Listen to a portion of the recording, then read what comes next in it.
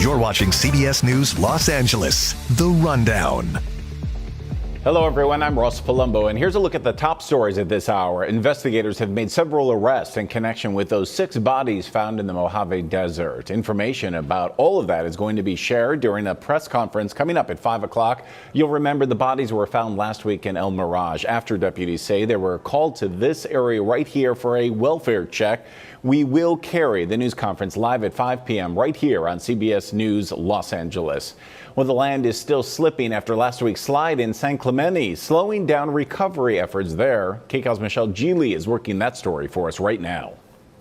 So the work continues on the tracks way below me here. Because of high tide, we really can't access it at the moment. But here is the latest. I just got off the phone with a Metrolink spokesperson, and what he tells me is that there is no timeline as far as resuming service through this part of Orange County.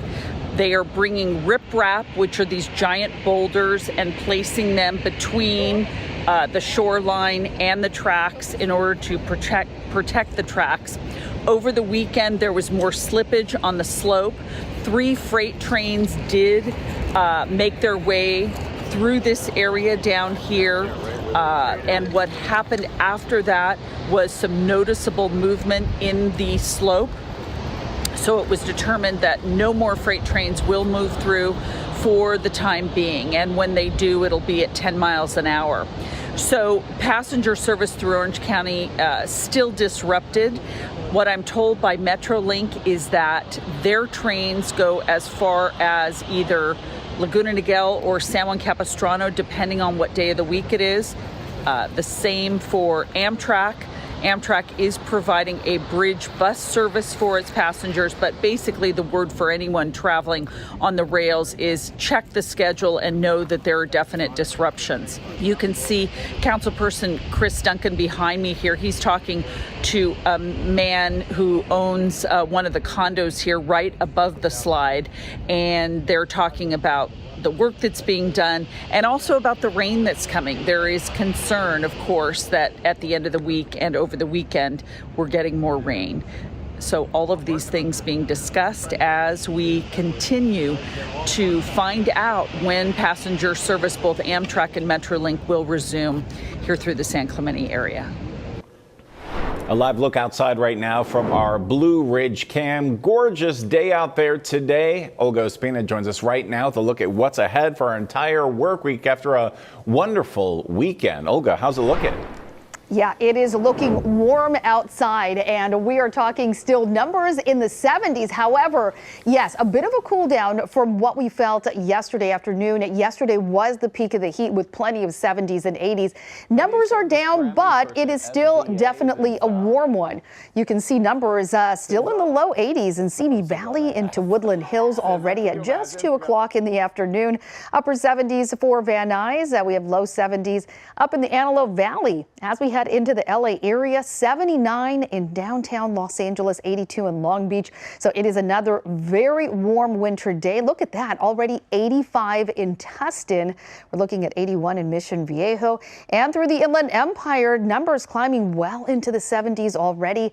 50s up in the mountains, 54 Big Bear City. Here's a look at the wind gusts. So we do have weakening offshore winds. That's helping to cool things down just a bit, and that high is also breaking down. Still some breezy conditions across some of those higher elevations, but we'll continue to see some weaker winds as we head into later in the day. And then, of course, the big story, the rain that is on the way. Multiple storms will be impacting us as we head into late in the week. So we get a bit of a break on Saturday for most of the day, but then on Sunday, once again, more rain moving in. You'll see it here on Futurecast. So as we head into Wednesday, that's when we're going to start to see that storm approaching. It's going to bring some rain to Northern California, the Central Coast. For us, cooler temperatures and increasing cloud cover. And then by Thursday, that's when we're going to start seeing that wet weather moving across our region into Friday. Friday, a little bit more showery in nature. And then as we head into Saturday, a few lingering showers, but really most of Saturday is going to be dry. However, it is going to be cool, and then lowering snow levels also by Friday, potentially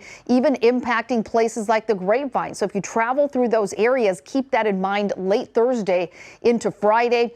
As we head into Sunday, another storm set to impact us, still continuing into the following week. So with all those storms, the outlook is going to be much cooler than average over the extended period. You'll see it here on the extended forecast for the valleys.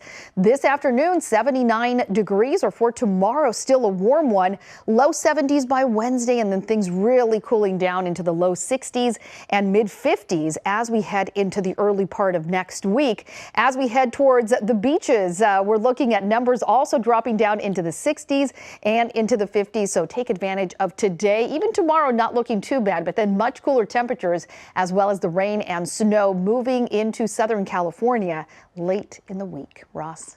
Hey, snow. Olga, did I hear snow? What?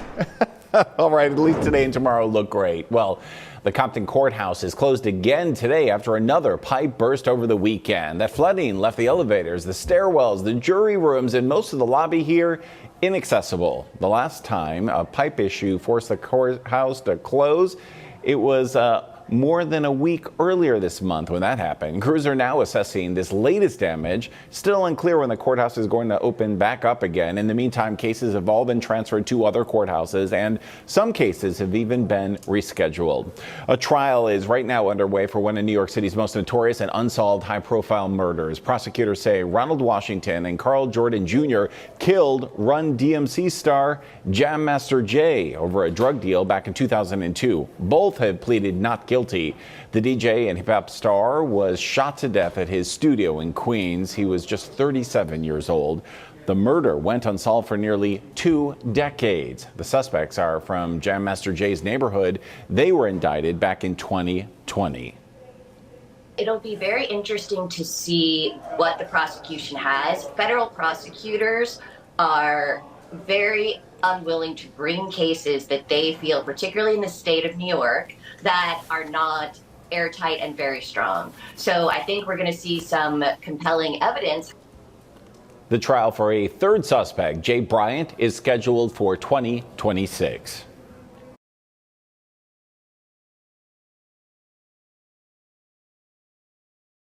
Well, SZA has been added to the list of Grammy performers this weekend. She is the most nominated artist at this year's ceremony, leading the pack with 9 nominations, including Record of the Year for Kill Bill and Album of the Year for SOS. Other performers include Billie Eilish, Dua Lipa, Olivia Rodrigo, Luke Combs, and Travis Scott. The Grammy Awards will be hosted by Trevor Noah at Crypto.com Arena, live at 5 p.m. this Sunday right here on CBS, and of course streaming live on Paramount+. This has been CBS News Los Angeles, The Rundown. Thanks for joining us. We'll be back live today at 3 right here on CBS News LA. CBS News Los Angeles, your local news, streaming wherever, whenever.